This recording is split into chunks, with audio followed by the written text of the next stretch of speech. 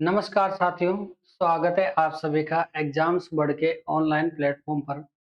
साथियों, आज हम जो हमारी टेस्ट सीरीज चल रही है फोर्थ ग्रेड के लिए, उसके बारे में चर्चा करने वाले हैं। Learn with CP and exams बढ़ के सम्मिलित रूप से, सम्मिलित प्रयास से आप लोगों के लिए फोर्थ ग्रेड एग्जाम से जस्ट पहले कम से कम हम 5 फ्री ऑनलाइन टेस्ट करवाने वाले हैं। उनमें से हम एक टेस्ट 27 अगस्त को करवा चुके हैं और जो सेकंड टेस्ट था वो पिछले दिन 31 अगस्त को हमने करवाया था। 27 अगस्त का जो टेस्ट था, आप में से काफ़ी ज़्यादा विद्यार्थियों ने उस टेस्ट को दिया। लगभग 1500 से 2000 विद्यार्थियों ने उस टेस्ट को दिया था।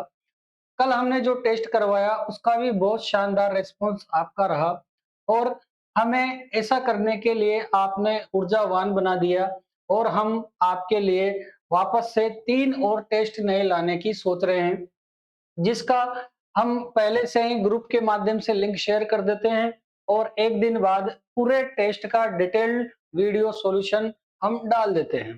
देखो, इस टेस्ट के अंदर जो टेस्ट हम बना रहे हैं, जो 5 टेस्ट हम बनाने वाले हैं, 2 टेस्ट हम करवा चुके हैं, 3 और बाकी है।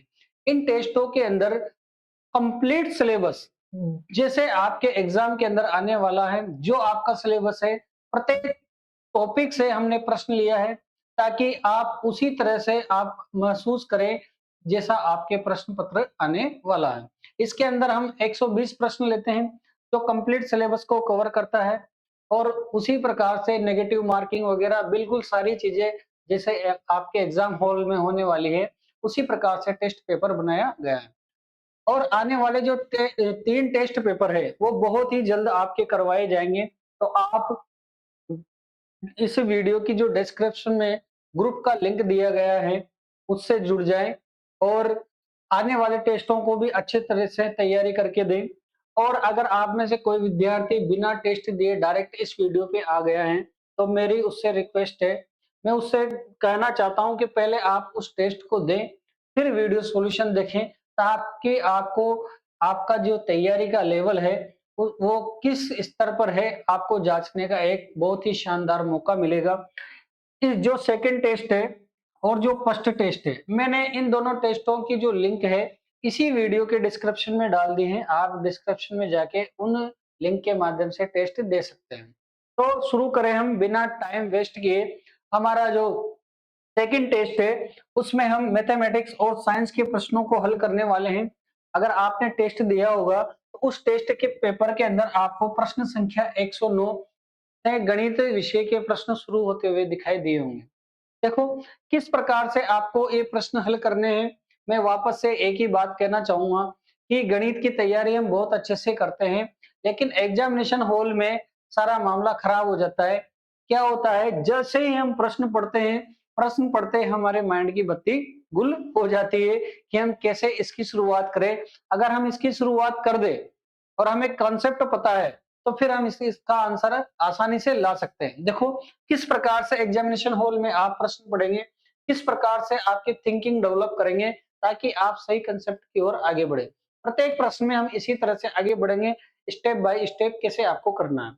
तो सबसे पहले जैसे ही प्रश्न आपके सामने आता है, आप क्या करेंगे, प्रश्न पढ़ेंगे। तो देखो, साधारण ब्याज, साधारण ब्याज जैसे शब्द सुना, आपके अंदर सबसे पहली चीज क्या आएगी कि मूलधन इंटू दर इंटू समय बटा 100 क्या होता है भाई, साधारण ब्याज होता है। ये क्या है, कॉन्सेप्ट है, ये आप पढ़ चुके हैं। पढ़ते ही आपके दिमाग के अंदर रिकॉल हो जानी चाहिए कि विशेष दर पर कोई धन 10 वर्ष में, देखो समय दे दिए आपको 10 वर्ष, 2 गुना हो जाता है। कोई धन कितना हो गया, 2 गुना, यानी पहले 1 था, अब कितना हो गया, 2 हो गया।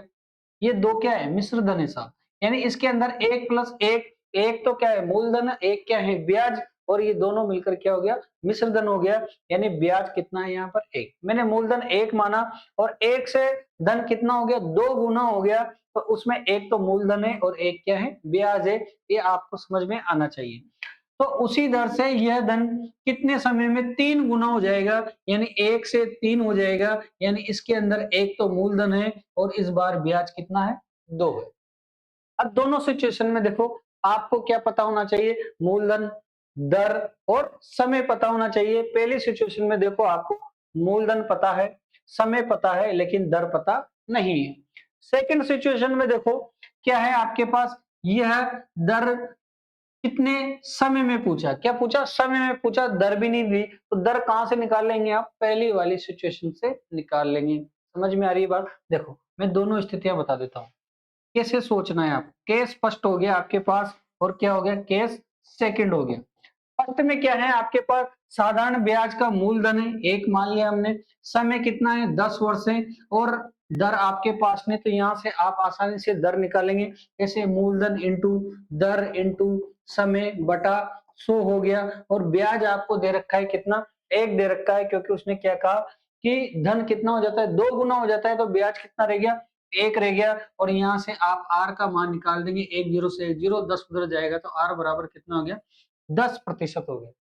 केस सेकंड में देखेंगे तो देखो क्या हो जाएगा, यहाँ पर मूलधन कितना है एक, और ब्याज कितना है 2, क्योंकि 3 गुना हो रहा है। इस बार समय आपको ज्ञात करना है, लेकिन आर बराबर आपके पास है 10%, तो निकाल देंगे मूलधन इंटू दर, दर कितनी निकाली हमने 10 गुणा समय हमें निकालना है, बटे कितना हो जाएगा 100 हो जाएगा, और बराबर ब्याज कितना है 2, तो बताओ एक जीरो से एक जीरो, और टी बराबर आ गया 20 वर्ष आ गया।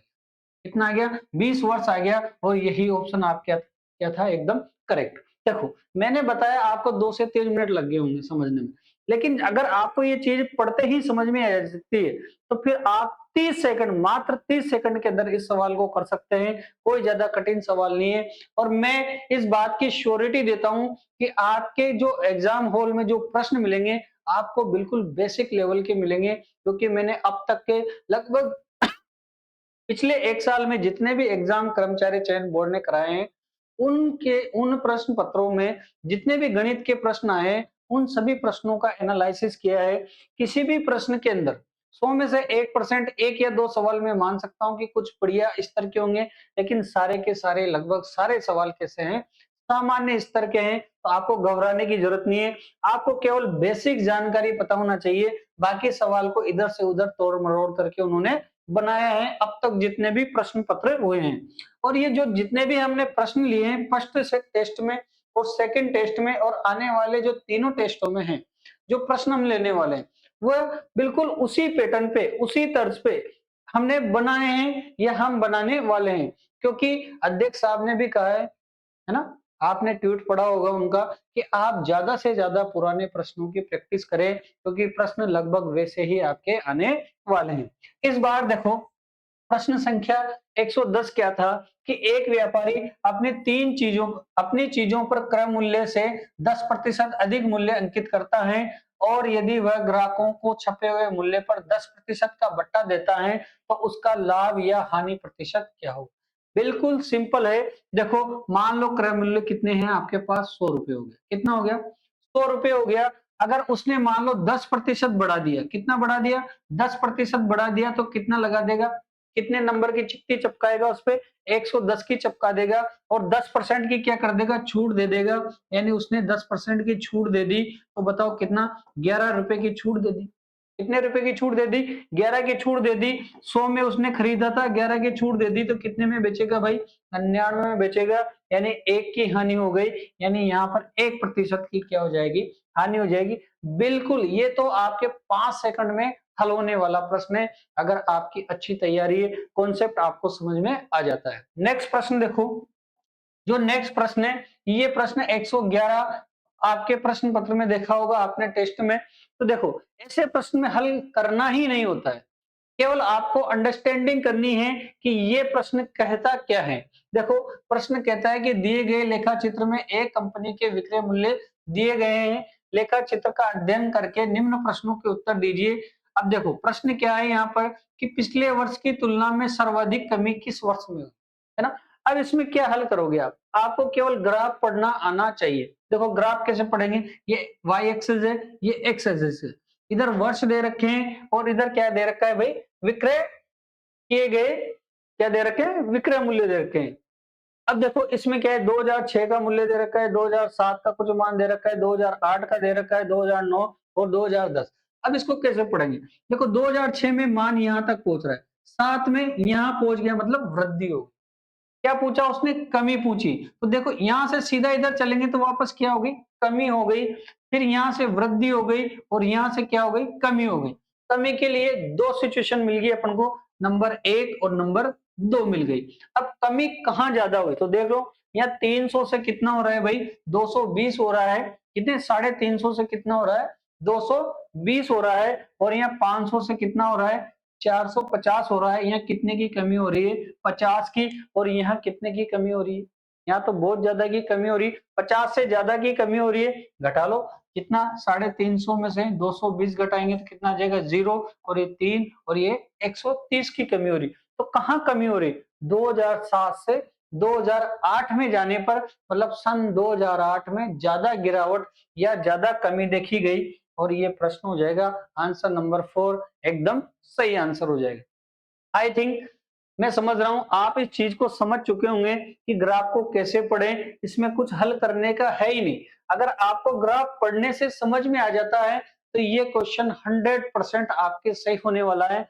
और देख लेना आप, या तो ये दंड आरेख आयत चित्र आपके प्रश्न पत्र के अंदर आएगा, या फिर ऐसा एक ग्राफ आता है जिसको हम पाई चार्ट बोलते हैं। क्या बोलते हैं? Pie chart. इस प्रकार का प्रश्न आपके आने वाला है। इस प्रकार का प्रश्न हमने टेस्ट पेपर 1 में दिया था, इस प्रकार का प्रश्न हमने 2 में दे दिया है ना। इन दोनों में से एक प्रश्न आपका 100% एग्जामिनेशन हॉल के अंदर आएगा, क्योंकि अब तक मैंने जितने भी पेपर देखे हैं कर्मचारी चयन बोर्ड के, और जिनमें ये टॉपिक दे रखा है, उनमें या तो दंड आरेख वाला आय चित्र वाला प्रश्न आया है, या फिर पाई चार्ट वाला प्रश्न आया है। एक तीसरी संभावना इस टॉपिक से बनती है थ्योरेटिकल क्वेश्चन की, है ना। एक और प्रकार का इसमें प्रश्न आ सकता है, थ्योरेटिकल टाइप का प्रश्न आ सकता है। उस प्रकार का प्रश्न मैंने इस टेस्ट में दिया है। आगे वो अभी आएगा, उसके बारे में वहीं पर चर्चा करेंगे किस प्रकार से थ्योरी का प्रश्न बन सकता है।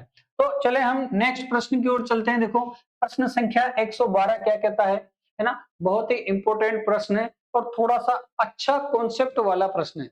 आप इसे समझेंगे तो बहुत आसानी से हल कर देंगे। और मैं इतने बेसिक लेवल से इसको समझाऊंगा अभी कि आप सोचेंगे सर ये तो बहुत आसान है। देखो 3 आदमी अथवा 6 लड़के एक काम को 40 दिन में करते, समझ रहे हो आप? या तो 3 आदमी काम करें 40 दिन में, या फिर 6 लड़के काम करेंगे तब भी उनको कितना समय लगेगा भाई? कितना समय लगेगा? यहाँ पर लग जाएगा 40 दिन। तो देखो 3 आदमी और 6 लड़के में ले लेता हूँ, इनको भी 40 दिन का समय लगता है, इनको भी 40 दिन का, अलग अलग काम करें, 3 आदमी अलग काम करेंगे किसी काम को तो 40 दिन का समय लगेगा। यदि उसी काम को 6 लड़के निपटाते हैं तब भी उनको कितना समय लगता है? 40 दिन का समय लगता है। इसका मतलब यहां से मैं 3 का भाग दे दूं तो एक आदमी बराबर कितना हो जाएगा? 2 लड़के हो जाता है। यानी एक आदमी जितना काम करता है 2 लड़के मिलकर उतना काम कर पाते हैं। अब देखो क्या पूछा उसने कि उसी काम को 6 आदमी और 8 लड़के कितने दिन में पूरा करेंगे। तो देखो क्या पूछा उसने, 6 आदमी प्लस 8 लड़के मिलकर। पहले अलग अलग बात थी, पहले वो कह रहा था कि 3 आदमी उस काम को 40 दिन में कर देते हैं, या फिर आदमी काम ना करे तो लड़के करेंगे तो 6 लड़के मिलकर उसको 40 दिन में पूरा कर देते हैं। अब उसने पूछा कि नहीं, अलग अलग नहीं करना है, क्या करना है? 6 आदमी तो ले लो और 8 लड़के ले लो, अब बताओ कितने दिन में पूरा करेगा? तो सिंपल है, देखो अपन ने क्या निकाला, एक आदमी के बराबर 2 लड़के काम करते हैं, तो 6 आदमी के बराबर कितने लड़के काम करेंगे? 12 लड़के काम कर लेंगे। और इसमें 8 लड़के ऑलरेडी हैं, यानी टोटल लड़के कितने हो गए आपके पास बताओ कितने हो गए? 12 और 8 कितने हो गए? 20 लड़कों की बात आ गई। कितने लड़कों की बात आ गई?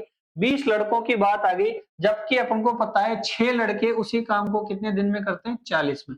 मैं यहाँ लिख देता हूँ, देखो 6 लड़के 40 दिन में करता है, तो एक लड़का कितने दिन में करेगा? 40 गुणे 6 मतलब 240 दिन में कर देगा। जबकि अब लड़के कितने हो गए? 20 हो गए। तो इसमें 20 लड़कों का हम निकालेंगे तो 20 लड़के कितने दिन में कर देंगे? 240 बटे 20, एक जीरो से एक जीरो, और टोटल कितने दिन आ जाएंगे? 12 दिन आ जाएंगे। और आपका आंसर एकदम सही, कितना? 12 दिन।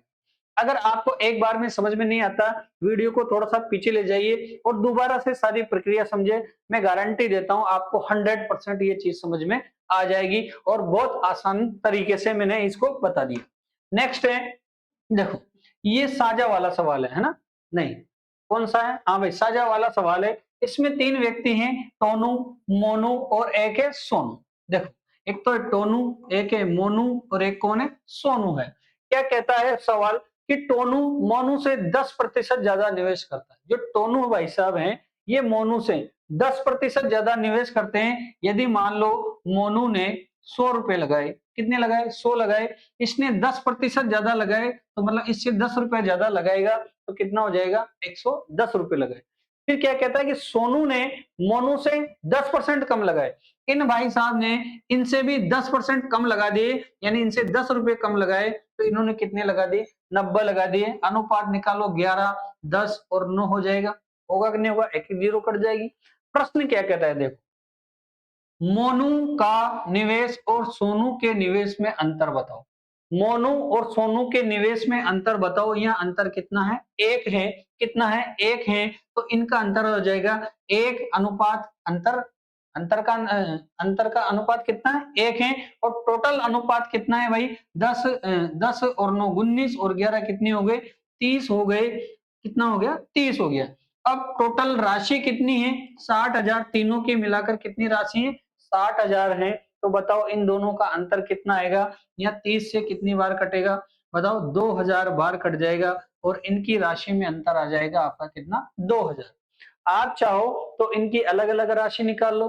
कैसे? अनुपात बटे कुल अनुपात गुना टोटल राशि। क्या निकालोगे? अगर मान लो टी की कुल राशि निकालनी हो तो क्या करोगे? 11/30 गुणा 60,000 कर दोगे। देखो, 11/30 गुणा 60,000 और ये हो जाएगा 2000, यानी इसकी राशि आ जाएगी कितनी? ये 11 दूना 22,000 आ जाएगी। कितनी आ जाएगी? 22,000 आ जाएगी। इसकी कितनी आ जाएगी? इसकी 20,000 आ जाएगी। और इसकी कितनी आ जाएगी? 9 दूआ 18। कितनी आ जाएगी? 18,000 आ जाएगी। अब आप अंतर निकाल लो, 20 और 18 का अंतर कितना आ रहा है? 2000। वही तो आ रहा है। क्लियर है? आप तो सीधा अनुपात का ही अंतर निकाल लो ना। है, 3 काम एक्स्ट्रा करने की क्या जरूरत है? तो आपको यही चीजें कंपटीशन में आगे निकालती है दूसरे बच्चों से। या तो आप तीनों की अलग अलग राशि निकाल कर उनका अंतर निकालो।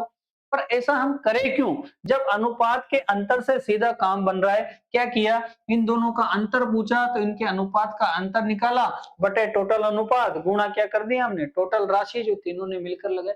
बिल्कुल आसान है। ये चीजें आपको सीखनी पड़ती है। आगे चलो, देखो आगे कैसा प्रश्न आता है। प्रश्न संख्या 114। प्रश्न संख्या 114 क्या कहता है कि यदि 5 वर्ष का साधारण ब्याज मूलधन के 20% के बराबर हो तो यह मूलधन के बराबर हो जाएगा। क्या है? देखो, 5 वर्ष का जो साधारण ब्याज है मूलधन के 20% के बराबर है। मान लो मूलधन x मान लो, चाहे 1 मान लो, आपकी जो मर्जी पड़े मान लो। x मान लेते हैं। मूलधन हो गया x गुणा दर का पता नहीं है, समय समय कितना है? 5 वर्ष है, बटे कितना हो जाएगा? 100। और ब्याज कितना दे रखा है? कितना दे रखा है ब्याज? बताओ ब्याज कितना दे रखा है? ये हो गया मूलधन का 20%, यानी x का कितना हो गया? 20%, यानी 20/100 हो जाएगा। आगे बात समझ में? क्या दे रखा है? मूलधन इंटू दर का पता नहीं है, समय दे दिया 5 वर्ष बटे 100 हो गया बराबर ब्याज का 20%। मूलधन का 20% क्या हो गया? ब्याज। हल कर देंगे, 100 से 100, x से x, 5 से कितनी बार? 4 बार, यानी r का मान कितना आ गया? 4% आ गया। कितना आ गया? r का मान 4% आ गया। अब क्या कह रहा है? तो ये जो ब्याज है ये मूलधन के बराबर कब हो जाएगा? यानी समय पूछा, यानी मूलधन इंटू दर तो अपन ने निकाली 4%, और इस बार क्या निकालना? समय बटे 100 बराबर इस बार ब्याज कितना है? मूलधन के बराबर, मतलब x हो गया। x से x ये कितनी बार? 25 बार। 25 उधर जाएगा तो t का मान कितना आ जाएगा?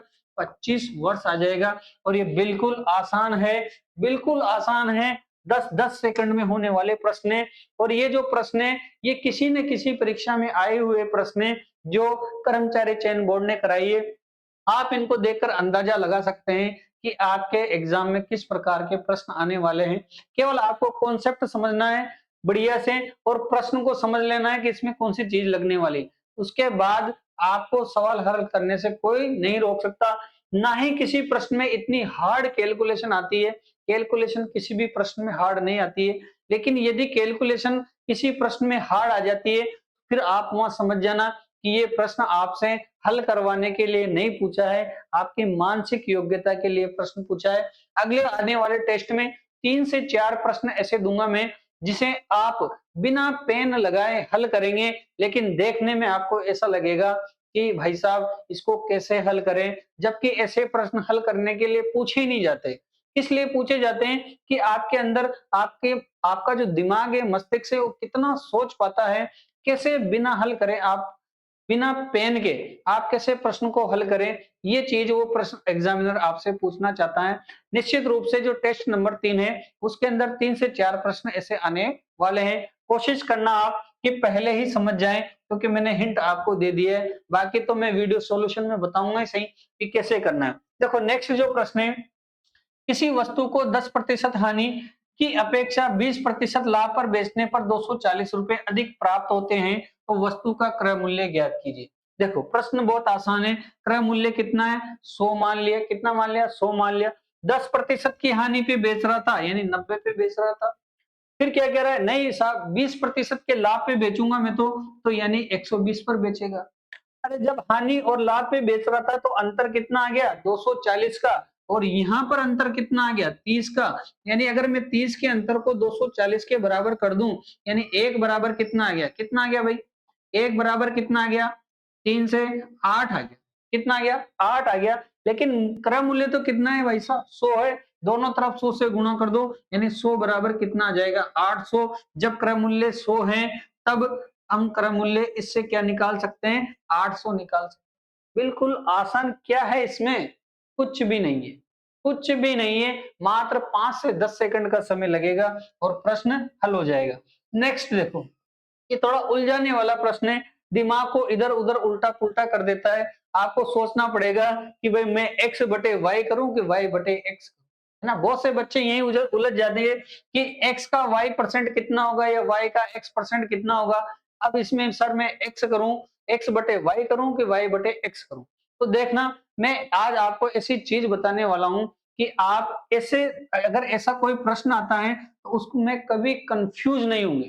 देखो पहले मैं सवाल को पढ़ता हूं। देखो क्या है कि यदि y का 90% बराबर x है, इसको तो हम सिंपल लिख सकते हैं। y का मतलब गुणा 90% मतलब बटे 100 बराबर कितना हो गया? x हो गया। थोड़ा सा हल करेंगे तो कितना हो गया भाई? ये हो गया 9y बराबर कितना हो गया? 10x हो गया। यहां तक कोई दिक्कत नहीं है। कुछ नहीं किया हमने। अब देखो y x का कितना प्रतिशत है? y x का कितना प्रतिशत है? अब देखो, अब यहाँ या तो y बटे x होगा या फिर आपने x बटे y किया होगा, लेकिन करें क्या? तो आप ध्यान रखें, जब भी आप प्रतिशत निकालें तो क्या निकालेंगे? कितना बटे किसका? कितना बटे किसका? अगर आपने ये चीज दिमाग में रख ले, तो फिर आप इस प्रकार के प्रश्न जीवन में कभी भी गलत नहीं करेंगे। क्या याद रखना है आपको? कितना बटे किसका। क्या याद रखना है? कितना बटे किसका। कितना बटे किसका। अब देखो किसका का कहां आ रहा है? नीचे आ रहा है। तो y x का, यानी x कहां आएगा? नीचे आएगा भाई। बात समझ में आएगी? कितना बटे किसका। अब का कहां आ गया? नीचे आ गया साहब। प्रश्न को पढ़ो, y x का, x का मतलब x कहां आएगा? नीचे आएगा। यानी ये हो गया y बटे x इंटू 100। 100 क्यों लिखा? क्योंकि प्रतिशत में बदलना है तो 100 से गुणा कर देंगे। अब बहुत आसान प्रश्न हो गया। बताओ किसका भी मान रख दो आप, चाहे x का मान रखो चाहे y का मान रखो। मैं यहाँ से y का मान निकाल लेता हूं। देखो y बराबर हो गया आपका कितना? 10 बटे 9 x हो गया। और ये y का मान यहाँ रख दूंगा मैं कितना? 10 बटे 9 x बटे x गुणा 100 हो गया। x से x कट गया, यानी 10 बटे 9 हो गया गुणे 100 हो गया, बराबर कितना हो गया? 1000 बटे 9 हो गया। इसमें भाग देंगे 1 1 1 और 1 बच जाएगा, तो 111 सही 1 बटे 9 प्रतिशत आ जाएगा। और option number 4 is A correct answer. अगर आपको ये चीज अच्छे से समझ में आ गई है, अगर आपको सवाल समझ में आ रहे हैं, तो एक बार कमेंट करके जरूर बताना कि सर ये सवाल करने का तरीका सही है या नहीं है। कैसा आपको लग रहा है? कितने हद तक आप इस चीज को सीख पा रहे हैं? अगर आपको वाक्यों में मजा आ रहा है, चीजें नई सीखने को मिल रही है, तो कमेंट करके जरूर बताना कि सर मजा आ रहा है। ठीक है, नेक्स्ट प्रश्न की ओर चलें अपन। जो प्रश्न था आपका प्रश्न संख्या 117। देखो ये प्रश्न भी बहुत शानदार है ना? बहुत सारे बच्चे इस प्रश्न को नहीं कर पाए होंगे क्योंकि वो समझ नहीं पाए होंगे कि भाई करें तो क्या करें, है ना? इसको हल करें तो कैसे करें? तो प्रश्न को समझो, फिर देखो मैं इसकी टेक्ट बताता हूँ आपको कि कैसे इसको हम हल करेंगे। इसमें दे रखा है कि 5 केले और 4 सेब का मूल्य 3 केले और 7 सेब के मूल्य के बराबर हैं, तो 1 केले और 1 सेब के मूल्यों का अनुपात ज्ञात कीजिए। प्रश्न यहीं समाप्त हो गया। जैसे ही अनुपात पूछ लिया, इसका मतलब 1 केले और 1 सेब यानी केला बटा सेब करना है। अनुपात तो बटे में लिख सकते हैं अपन, तो 1 केले और 1 सेब का अनुपात पूछा यानी केला बटा सेब करना। ये तो बहुत आसान है, चुटकियों में होने वाला प्रश्न है। देखो, अगर मैं 1 केले का मूल्य के मान लूं और 1 सेब का मूल्य एस मान लो, कैसे सेब, कैसे केला, तो देखो ये हो गया 5 केले और 4 सेब का मूल्य किसके बराबर है बताओ? 3 केले प्लस 7 सेब के मूल्य हो गया। भाई 5 केले का मूल्य, 1 केले का मूल्य के, तो 5 केले का मूल्य 5 के, 1 सेब का मूल्य एस, तो 4 सेब का मूल्य 4 एस, और इनका योग किसके बराबर? 3 केले और 7 सेब के। यहां तक कोई दिक्कत नहीं होनी चाहिए। अच्छा, केले केले को इधर ले आओ, यानी 5 के माइनस 3 के हो गया बराबर 7s माइनस 4s हो गया। हटा दो इनको, 2 के बटे कितना हो गया? 3s हो गया। क्या पूछा? केला बटा सेब, यानी सेब को नीचे लाओ, 2 के अपॉन s हो गया बराबर 3। ये 2 गुणा में उधर जाएगा तो भाग में चल जाएगा, के अपॉन s हो गया 3 बटे 2, यानी के अनुपात s हो गया कितना? 3 अनुपात 2। कितना आसान प्रश्न है ना? बहुत से बच्चों को समझ में नहीं आई होगी बात, लेकिन अगर आप इस तरीके से करेंगे तो मुश्किल से आपको 10 से 20 सेकंड का समय लगेगा और बहुत आसानी से आपका ये प्रश्न हल हो जाएगा। और आ गया कितना? 3 अनुपात 2 इज ए करेक्ट आंसर है। ठीक है, आगे बढ़े हम। तो देखो, अगला जो प्रश्न है अपना, प्रश्न संख्या 118।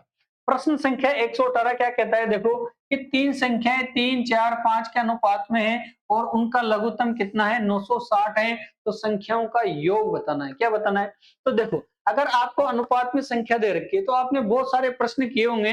कैसे कि अनुपात में संख्याएं दे देते हैं तो फिर हम उन संख्याओं को कैसे लिखेंगे? देखो, पहली संख्या 3 के अनुपात में, दूसरी 4 के में, और तीसरी संख्या 5 के अनुपात में। मैंने मान लिया पहली संख्या 3x है, फिर 4x है, फिर 5x है। तीनों संख्याएं ऐसे मान सकते हैं। आप इस बात को अच्छे से जानते होंगे। अब बताओ इनका एलसीएम कितना है साहब? 960 है। एलसीएम निकालो, गुणनखंड करो, 3 गुणा x, इसका 4 गुणा x, इसका 5 गुणा x। क्या मिल रहा है भाई? x मिल रहा है। सब में कॉमन क्या मिल रहा है? x। फिर एलसीएम में क्या करते हैं? जो मिल रहा है पहले लिख लेंगे, जो नहीं मिल रहा उसको भी लिख लेंगे। बताओ, ये हो गया 3, इसमें से क्या मिल गया? 4, इसमें से क्या मिल गया? 5। हल करो, 5 के 20, 60 x, और इसका मान तो कितना है? 960 है। प्रश्न में क्या रखा है कि इसका एलसीएम कितना है? 960। हमने निकाला 60x, तो बराबर होना चाहिए कि नहीं होना चाहिए? होना चाहिए सर। ये हो गया x बराबर कितना हो गया बताओ? कितना हो गया? ये हो गया 960 बटे 60 हो गया, और एक जीरो से एक जीरो। और अब बताओ कितना आ गया? x का मान 16 आ गया। कितना आ गया? 16 आ गया, यानी x का मान 1696 हो गया। अब देखो, x का मान 16 आ गया। क्या पूछा? इन संख्याओं का योग। अब दो तरीके हैं यहाँ पर। कितने तरीके हैं भाई? दो तरीके हैं। या तो आप x का मान इस सब में रख दो और क्या करेंगे? संख्याएं ज्ञात कर लो और फिर उनको क्या कर दो? जोड़ दो। तो ऐसा क्यों करे भाई? हम तो सीधे अनुपातों को जोड़ के इससे x से गुणा कर देंगे। देखो, इन संख्याओं का योग कितना हो रहा है? देखो, 4, 3, 7 और 5 12, यानी 12x हो गया। योग कितना हो गया? 12x हो गया। और x का मान कितना है? 16, यानी 12 गुणा 16 हो गया। गुणा करेंगे, 16 2 32, हासिल के 3, और ये कितना हो गया? अब देखो, यहां से भी एक चीज और बता देता हूं मैं, पहले हल कर देता हूं। 16 2 32, हासिल के 2, और 16 2 32 के 2, हासिल के 3। 16 और 3 कितने हो गए? 119। हाँ, 192। कितना हो गया? फोर्थ आंसर सही आ जाता है। लेकिन देखो, अगर मैं आपको बताऊं, अगर आप समझे, तो देखो 4 3 7 और 5 12x हो गया था। कितना हो गया था? 12x हो गया था। और इसको किससे गुणा करना था? 16 से। तो 6 दुआ 12, मतलब इकाई का अंक 2 आना चाहिए, और यहाँ पर इकाई के अंक वाला केवल एक ही ऑप्शन है। तो आपको गुणा भी नहीं करना था। गुणा करने से पहले आपके पास क्या आ गया था? आंसर आ गया था। अगर ये चीज आपको समझ में आ गई हो तो एक बार वीडियो को लाइक जरूर कर देना और कमेंट करके छोड़ना कि सर हाँ मुझे ये चीज समझ में आ गई है, यस करके जरूर रिप्लाई करना। देखो नेक्स्ट जो प्रश्न है, प्रश्न संख्या 119 क्या कहता है कि साधारण ब्याज की दर से कोई धन मूल साधारण ब्याज की दर से कोई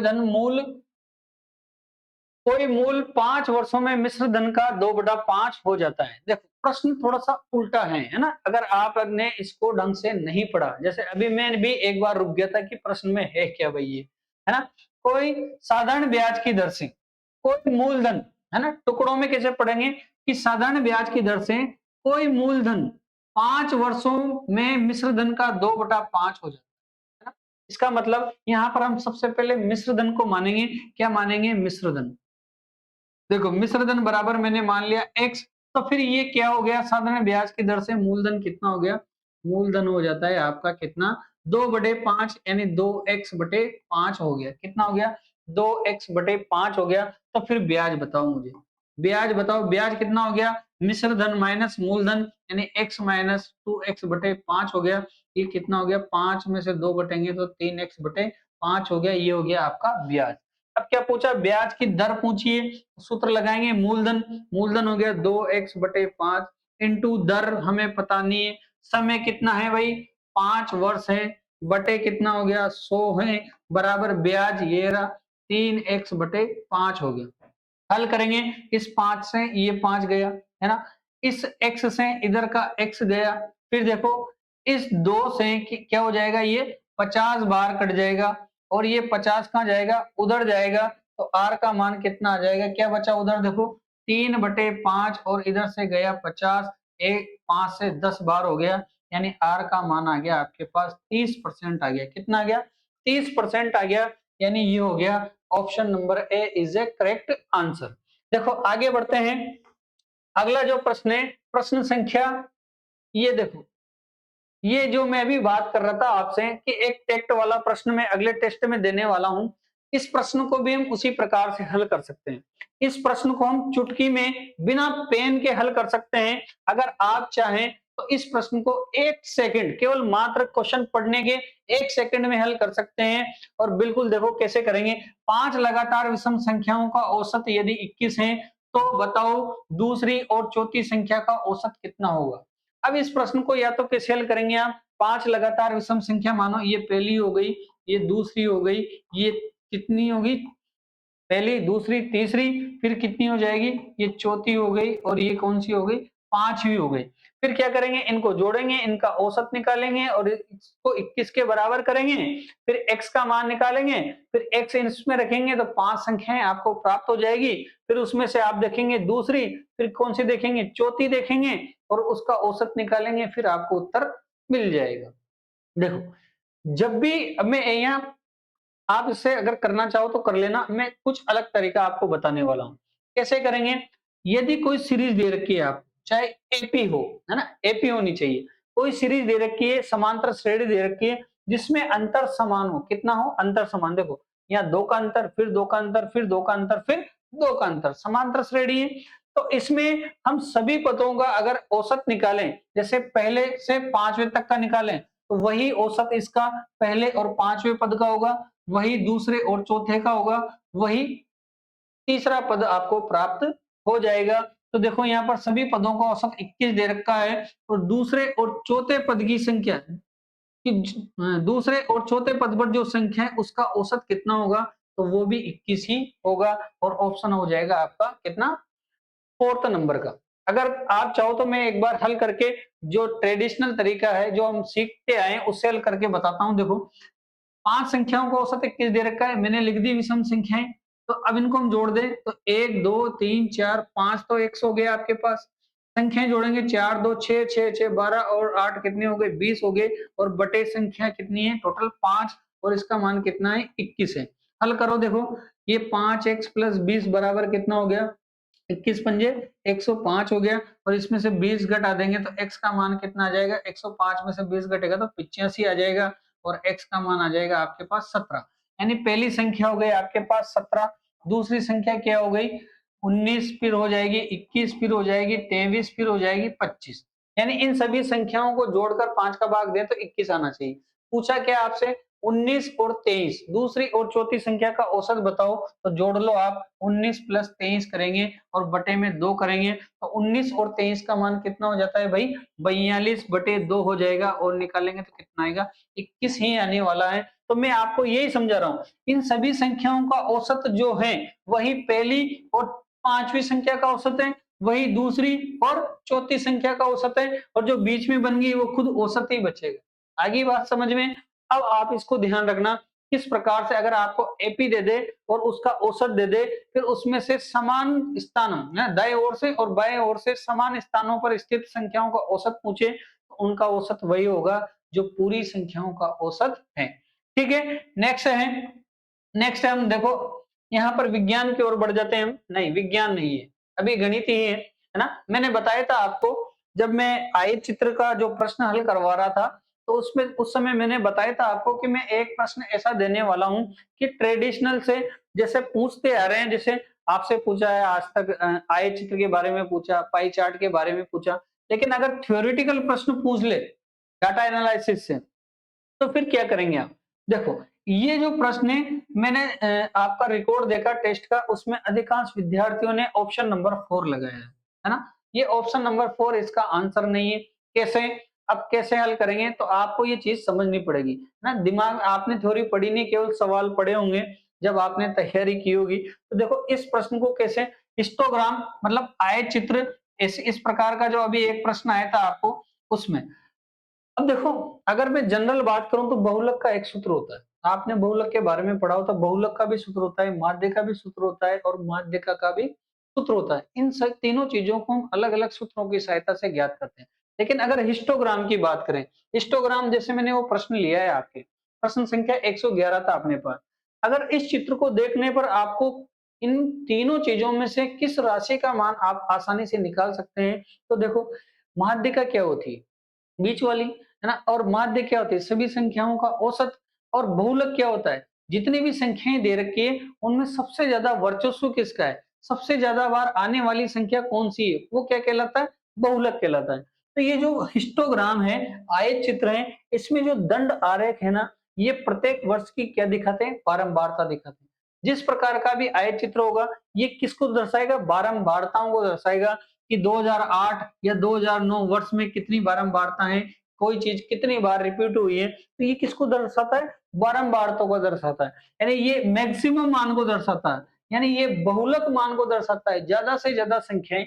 जैसे अब इसमें से आप देख के बता सकते हैं मुझे किस क्या दे रखा है। देखो इसमें लेखा चित्र का अध्ययन कर नीचे गए प्रश्न कंपनी के विक्रय किए गए हैं, विक्रय किए गए विक्रय किए गए कितना राशि का उन्होंने विक्रय कर दिया उसके बारे में बताया। तो उन्होंने बताया भाई कि 2006 में हमने 250 लाख का विक्रय किया, 2007 में हमने 350 लाख का विक्रय किया, 2008 में हमने 220 लाख का विक्रय किया, 2009 में 500 लाख का विक्रय किया और 2010 में कितना 450 लाख का विक्रय किया। अगर आपसे यहाँ से मैं माध्यिका और बहुलक के बारे में पूछूं तो आप सीधा बता देंगे सर बहुलक तो 500 आ रहा है। कितना आ रहा है 500 आ रहा है, क्योंकि जितनी संख्याएं जितनी ज्यादा बार रिपीट होगी वही तो बहुलक होगा। तो देखो इन सब में हम देखें तो सबसे ज्यादा बार रिपीट कहाँ हो रहा है 500 बार रिपीट हो रहा है, या 450 बार, 200 बार या 350 बार, 250 बार रिपीट हो रहा है। सबसे ज्यादा बार रिपीट मतलब ये क्या हो गया बहुलक। यानी हिस्टोग्राम से हम केवल देखकर बहुलक का मान पता कर सकते हैं, जबकि माध्यिका और माध्य का मान हम पता नहीं कर सकते। इन्हें तो आप कैलकुलेशन की सहायता से हल करना ही पड़ेगा। जो सूत्र तुमने पढ़ा होगा माध्य का पढ़ा होगा जैसे sigma F x upon F, है ना। इसी प्रकार बहुलक का इसका पढ़ा होगा माध्यिका का। लेकिन यहाँ पर हम हिस्टोग्राम की सहायता से केवल देखकर कि कौन सा दंड सबसे ऊपर जा रहा है वही दंड क्या दिखाता है भाई बहुलक का मान दिखा देता है।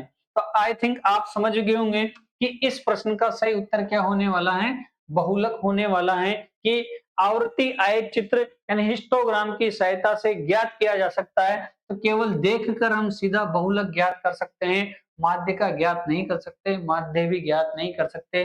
इसलिए इसका ये उपरोक्त सभी आंसर नहीं होगा, क्या होगा भाई, बहुलक होगा। अगर आप इस चीज को समझ गए हैं तो कमेंट करके जरूर बताना।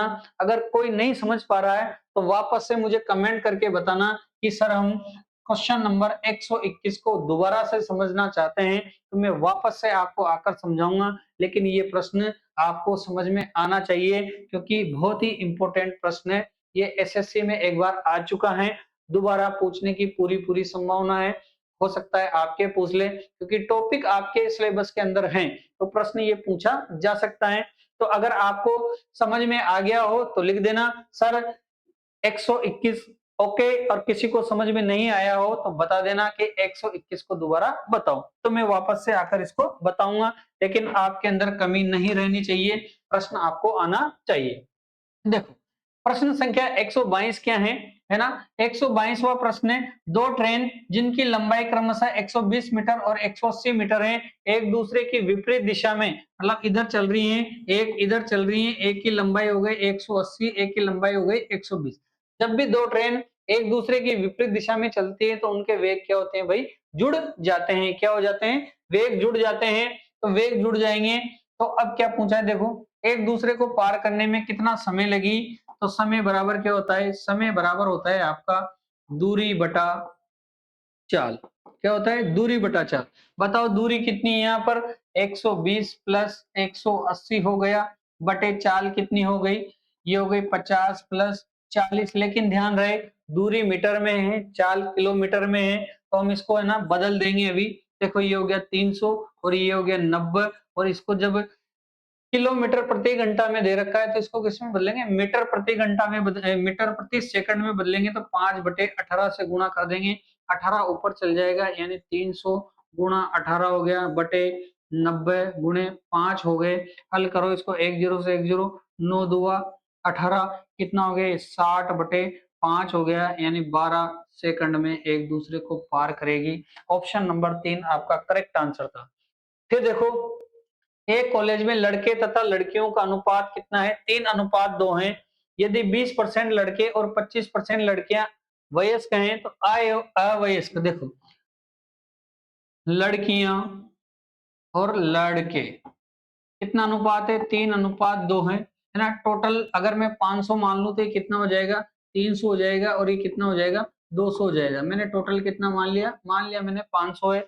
3 अनुपात है तो कितना हो जाएगा 300, और 2 अनुपात है तो कितना हो जाएगा 200 हो जाएगा। फिर देखो 20% लड़के और 25% लड़कियां, पहले लड़के दे रखे हैं ना, पहले लड़के दे रखे हैं तो लड़कों का अनुपात 3 होगा भाई, है ना। ये गलतियां आप ध्यान रखना। ये हाँ मैं आपको बता दूं, इस बात को विशेष ध्यान रखना, जो पहले दे रखा है, जो पहले दे रखा है वही पहला अनुपात होगा। यानी यहाँ पर मैं लिखता हूँ बॉयज और यहाँ लिख देता हूँ गर्ल्स, है ना। अब देखो बॉयज का अनुपात है 3, इसका अनुपात है 2, ये हो गया टोटल 500 मान लिया, तो ये हो गया 300 और ये हो गया 200, है ना। निकालते जाओ ट्रेडिशनल तरीके से, मैं बताता हूँ इसको अभी आपको। 20% लड़के वयस्क हैं, पूछा क्या अवयस्क, तो 20% वयस्क हैं तो अवयस्क कितना होंगे, 80% होंगे। तो इसका 80% निकाल लेते हैं अपन, या 20% निकाल के उसमें से घटा दो 80 बच जाएगा। तो इसका मैं सीधा 80% निकालता हूँ, ये 300 गुणा ये 80% क्या हो गया, अवयस्क हो गया। 0 8 या 24 240 हो गया, और ये 200 का कितना 25%, यानी 75% क्या हो गया, फिर अवयस्क हो गया। 25% तो क्या है, 25% वयस्क हैं तो अवयस्क कितने बचे, 75 बच गए। इसको हल करते हैं, 2 0 से 2 0, 75 2 कितना हो गया 150। बताओ टोटल अवयस्क कितने हो गए, 240 और 150 मतलब 340, 390 हो गए।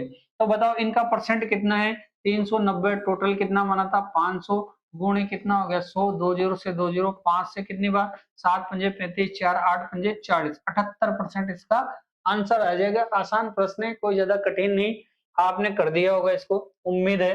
देखो अगले जो 5 प्रश्न है, इंपोर्टेंट प्रश्न है साइंस के हिसाब से, मैंने 5 प्रश्न भी आपको हल कराने जा रहा हूं। तो देखो पारा है, पारा क्या है, द्रव धातु है, तो आपको दिख जाना चाहिए द्रव, ये रहा, यानी Ma4, Ma4, Ma4, यानी ये तो कैंसिल हो गया, यहाँ Ma4, Ma4, Ma4 हो गया, ठीक है।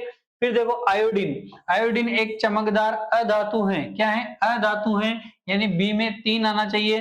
देखो बी में 3 इसमें नहीं है, ये भी कैंसिल हो गया। बी में 3 यहाँ है, यहाँ है। आगे चलते हैं।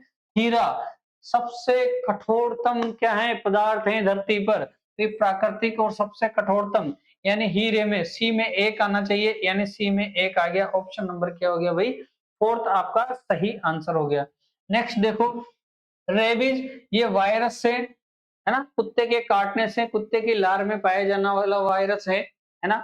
जब भी आपको कुत्ता काट ले तो क्या करेंगे? सबसे पहले घाव को साफ पानी से और साबुन से धो लेंगे और हॉस्पिटल में जाके एंटी रेबीज एक इंजेक्शन आता है वो लगवाएंगे। तो ये वायरस के द्वारा होने वाला रोग है। और कहाँ पाया जाता है ये वायरस? कुत्ते की लार में, संक्रमित कुत्ते की लार में पाया जाता है। नेक्स्ट जो प्रश्न है, फेफड़ों की क्रियात्मक इकाई, है ना। क्रियात्मक इकाई का मतलब होता है जिससे वह चीज बनी है। जैसे कोई मकान की हम क्रियात्मक इकाई के बारे में चर्चा करें तो उस मकान की क्रियात्मक इकाई हो जाएगी ईंट, क्योंकि एक ईंट से दूसरी ईंट से तीसरी ईंट से जुड़ जुड़कर वो बना है, तो वो क्या हो जाएगी? उसकी मूलभूत संरचना या क्रियात्मक इकाई।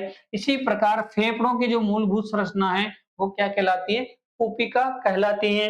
किसी दिन ज्यादा समय मिलेगा तो इसके बारे में मैं डिटेल में बताऊंगा कि कैसे कुपिका कुपिका के माध्यम से ब्लड के अंदर फेफड़ों में ऑक्सीजन का विलय होता है और हार्ट के अंदर पहुंचे जाती हैं।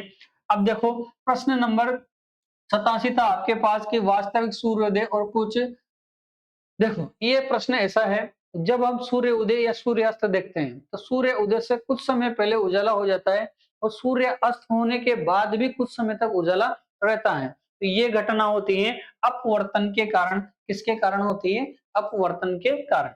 नेक्स्ट जो प्रश्न था इसका विज्ञान में कि भौतिक एवं रासायनिक परिवर्तन में अपरिवर्तित राशि, इंपोर्टेंट प्रश्न है, बिल्कुल इसको आप नोट कर लेना। ये कहीं ना कहीं छपेगा फोर्थ ग्रेड में, नहीं तो रीट में, कहीं ना कहीं किसी न किसी एग्जाम में छपने वाला है। क्योंकि आज तक आपने प्रश्न ज्यादातर कैसे पढ़े हैं कि निम्न में से भौतिक परिवर्तन है या निम्न में से रासायनिक परिवर्तन है या दोनों है। लेकिन इस प्रकार का प्रश्न आपने कम देखने को मिला होगा कि भौतिक एवं रासायनिक परिवर्तन में किसका परिवर्तन नहीं होता। तो देखो आयतन का परिवर्तन हो जाता है, भौतिक परिवर्तन में भी होता है और रासायनिक परिवर्तन में भी। गैस का द्रव में, द्रव का गैस में, ठोस में, बर्फ में बदलना, इसमें आयतन बदल जाता है, घनत्व भी बदल जाता है, लेकिन द्रव्यमान कभी भी नहीं बदलता भाई साहब।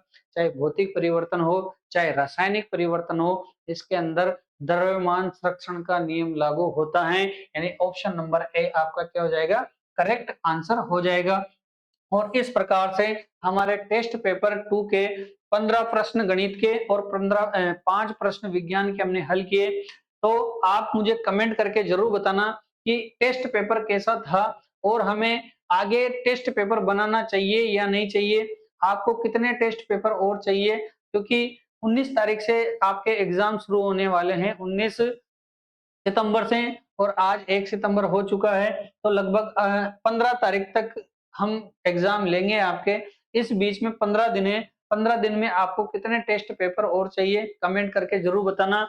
और वीडियो सॉल्यूशन के बारे में जरूर राय दे और किस प्रकार के प्रश्न आपको चाहिए उनके बारे में भी आप कमेंट करके बताओ, ताकि जो आपकी डिमांडिंग चीज है उसको ज्यादा से ज्यादा हम आपके साथ पहुंचा सकें और आप एग्जाम से पहले बढ़िया तैयारी करके एग्जामिनेशन हॉल में बैठें। तो आपका कॉन्फिडेंस लेवल बहुत तगड़ा होना चाहिए ताकि आप अपने लक्ष्य को प्राप्त कर सकें। तो कमेंट करके जरूर बताइए कि कितने टेस्ट चाहिए आपको, किस प्रकार का आपका वीडियो सॉल्यूशन रहा। तब तक के लिए हम जल्दी मिलेंगे वापस टेस्ट पेपर 3 के साथ। धन्यवाद।